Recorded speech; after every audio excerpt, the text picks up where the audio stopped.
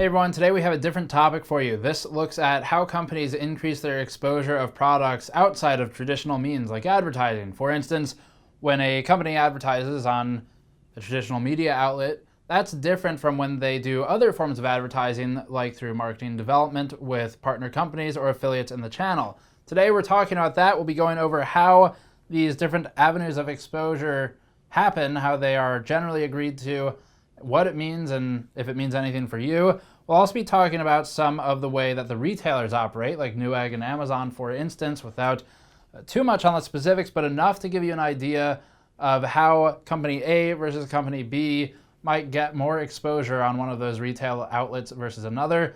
This is a topic that's been of interest lately, as we've seen a few comments discussing the different modes of exposure for companies and how they get their products marketed. Whether or not that's good or bad is one thing, but we can certainly talk about how it works in the very least. Before we get into that, this is brought to you by our Patreon backers who help viewers like you get an inside look at the industry and generally expand our testing efforts. You can go to patreon.com/gamersnexus to help us out directly and become one of the Patreon backers.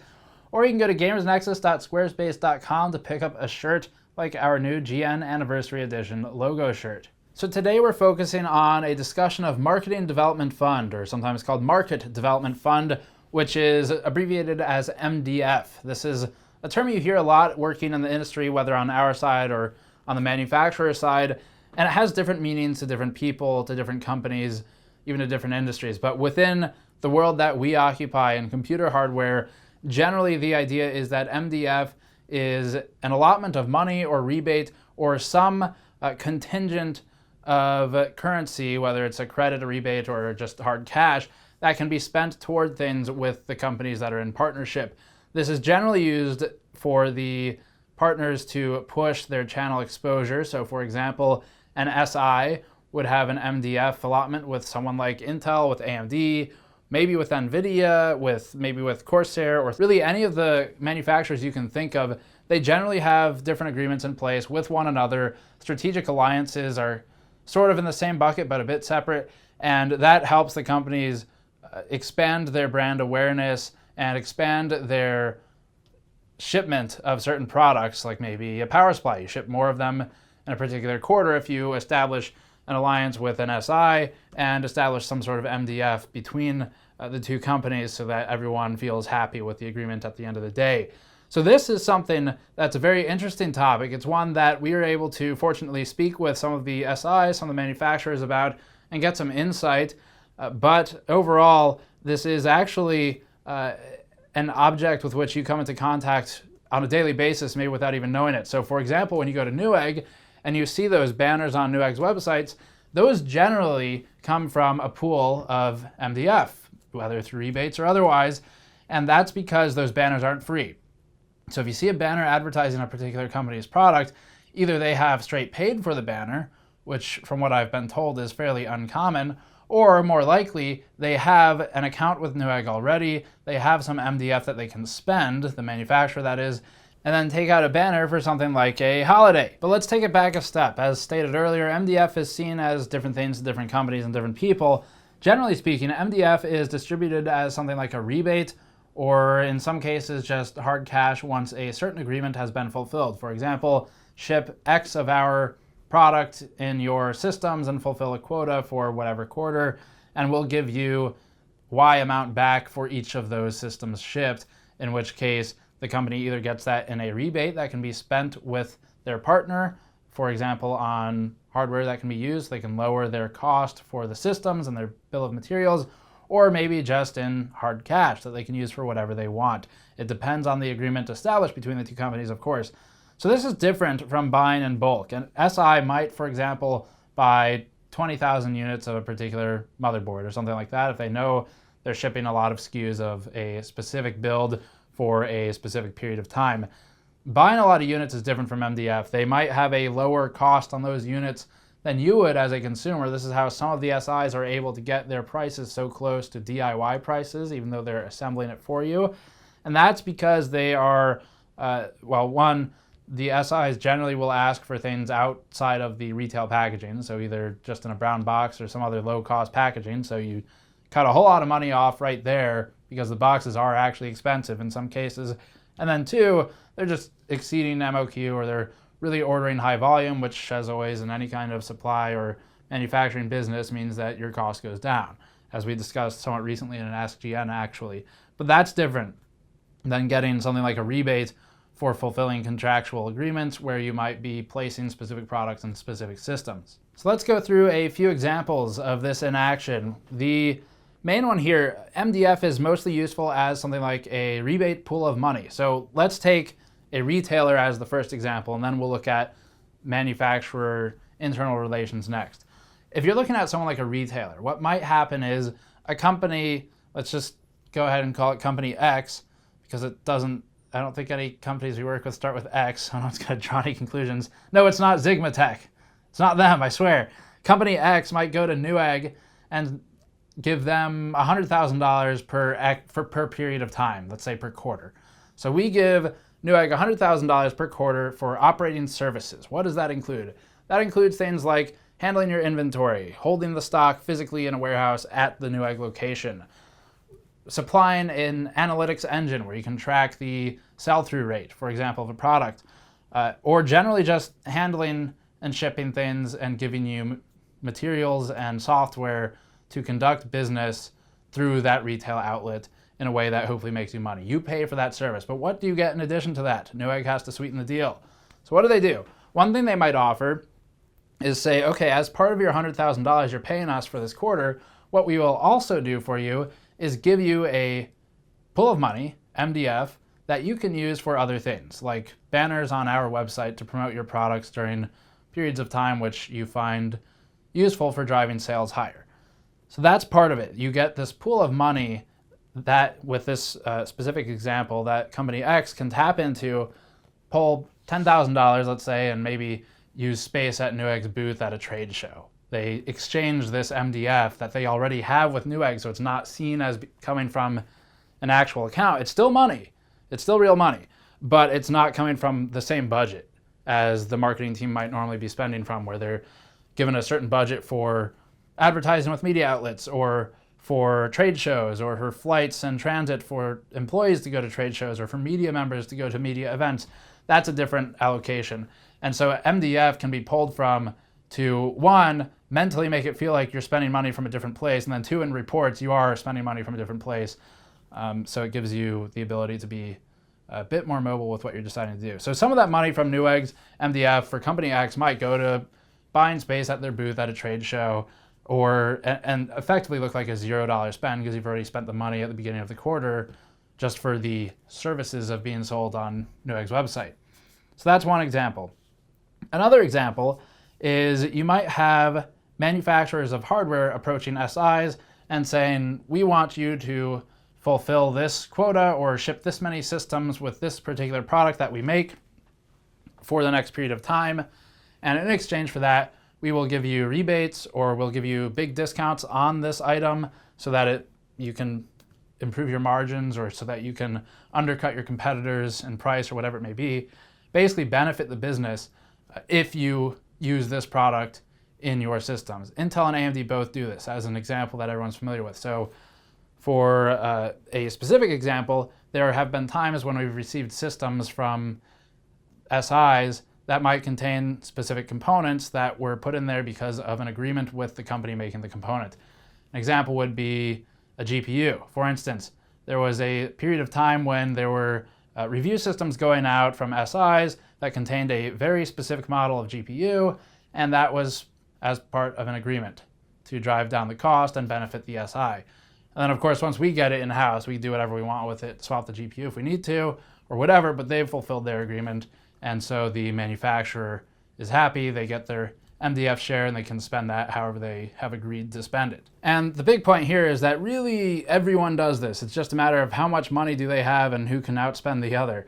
So looking at that, AMD has done this with their Radeon 300 series GPUs, where SIs would send out systems to reviewers with only R9 300 series GPUs for review units, and that was part of their agreement. Intel does it with CPUs in systems from SIs as well, as many of you know. And then even if you look at case, cooler, power supply manufacturers, same thing. It extends through the whole industry. It's not just the big three, being the big three silicon semiconductor manufacturers, Intel, AMD, and NVIDIA. This also extends to people like Corsair and folks like that, NZXT, really you name it, Cooler Master. They all have different agreements with SIs and with retailers where money exchanges hands to promote a product one way or another, or to ship more of a product in a particular system for a time period. And then either they keep up those agreements and continue shipping the systems with those products, or someone else comes in and makes a better deal for the SI or for the retailer or whomever it may be. And then retailer MDF is mostly based on how much business you conduct with the retailer, like Newegg or Amazon. Again, the banners aren't free there, and so some of that moves out of the market development funds, which is largely based on volume moved through that particular retailer, at least in Newegg's case. This is kind of seen as cost of doing business, so it's mentally separated from the normal funds that the marketing department has access to, and might include funds for purchasing ad space or buying components for trade show systems or flights for events, as discussed. But this one is separate and used specifically for different needs, like from a retailer. And this feeds into where, again, just to kind of recap the earlier point, retailers charge a service fee to use all of their shipping analytics, their product listings and SKU management and all that stuff. That's not free. And just because they make money selling the product doesn't mean that they give it to you for free, because margins are actually really low in the hardware industry. In most cases, actually pretty much all of the high-end hardware cases, you're looking at below 10% margins. It's not till you look at something like a case fan where the margins are way better, to the point where they start making up for your small margins in other areas. So the tools aren't free. The retailers can make back some more money since the margins are low for them on a lot of products. And so they sell the service of selling the items to the manufacturers. And then to make it sound like it's better than it is, of course, they do different agreements like we've been discussing. You might see companies, like in the past, Be Quiet did this. It was a public thing, so it's certainly no secret, where if you go to Newegg's website and you see a product listed by a company like Be Quiet, it might be sold by that company directly rather than sold and shipped by Newegg. This, at least for a while, I'm not sure what the case is today, for a while this was a good way to bypass the requirement of spending for Newegg to handle all the services for you. So your company is now responsible for all the core services, shipping, handling, all that stuff, customer communication. But as a result, you're not spending the money on the service provided by Newegg because they're not providing it, though perhaps you have less exposure through their banners, or less exposure through their featured items listings, or less exposure when sales go live. So you could see why these companies all kind of fight each other financially to try and get prioritization on different retailers. Then a couple other examples of where this type of stuff gets used in the real world outside of a retailer. If you remember our bloatware coverage in the past, like with MSI's laptops, as we stated there, a lot of that it's not because MSI or any of these companies are trying to say, look at all these great features we're providing you. That's certainly what they say it is, but that's not why those software solutions are on the computers or the laptops or whatever it is. They're on there because there's marketing agreements between the companies. So you can get some extra income as the creator of the system if you agree with Norton to install and ship their software on 1 million systems or whatever it is. So that's another example of where MDF, or at least marketing agreements, if not MDF, come into play. Another example, you may sometimes see in system integrator builds a high wattage power supply that doesn't make a lot of sense or something like that. You see a component where you're like, I wouldn't choose that. Why is that in there? Well, for a lot of those cases, keep in mind that the SIs often get that stuff a lot cheaper than you could, and it might just be an instance where they have a lot of them on the shelves as part of some agreement, and they can get them a lot cheaper than a consumer could retail anyway, so it's not going to hurt them to put it in the system if they already have a ton of them sitting on a shelf. In fact, it may actually be better if they're putting a bunch of 800-watt power supplies into computers that don't need them, just because maybe that particular 800-watt power supply is going EOL, or they need to get it off the shelves in clear space, or they just have a ton of them at discount prices, or whatever it may be, or they just have some agreement to ship a lot of that particular power supply. Microsoft also offers MDF for using its operating systems and builds. So this is something like a rebate, basically, where you install the OS on your systems, you meet a whole bunch of requirements, and then if you've met those requirements, if Microsoft's happy, if you've installed their OS on the system shipped, then you get a rebate basically off of your cost that you spent on the keys. So as an SI, you're still spending money on all those activation keys and license keys, and then at the end of the quarter or the period that the contract lays out, you get some of that money back from Microsoft to spend on what you want, or what they say you can spend it on if there's some strict requirement in their agreement. It really just depends on the company. So that's what we're looking at. That is a breakdown of the basics of how marketing development fund gets used, or the differences between MDF and just traditional advertising budget or traditional promotional budgets. They're a bit different things. They are thought about in different ways within the companies. Keep in mind that if you've ever worked in a corporate environment, which I'm sure many of you do, you know that between departments there's often vying or fighting for budget. And so this is another pool of budget with a different label that the companies can internally work with and hopefully make things a bit easier for them when they're trying to accomplish very specific things with retailers or with SIs, or generally increasing brand exposure and awareness. This is there is a lot more to know here. This is not an area where we specialize. We are not marketing experts. We are technology testers and enthusiasts. So this gives you a top-level explanation. Hopefully it helps folks understand why you see the advertisements and promotions you do, and I don't mean on like a YouTube channel or on a website. I mean on retailers where they advertise to you, or through SIs. You see all those banners on their pages that promote a product at the top of the page. There's a reason for that. It's not just free. At least most of the time, it's not just free. The same goes for pretty much every part in a system. So they all pretty much do it. Just wanted to point that out. Thank you for watching. As always, you can go to patreon.com/gamersnexus to help us out directly. You can go to gamersnexus.squarespace.com to pick up a shirt like this one. I haven't worn that in a while. GN logo shirt is a classic, and we've also got the graph logos, anniversary logos, all that stuff. Subscribe for more. Thank you for watching. I'll see you all next time.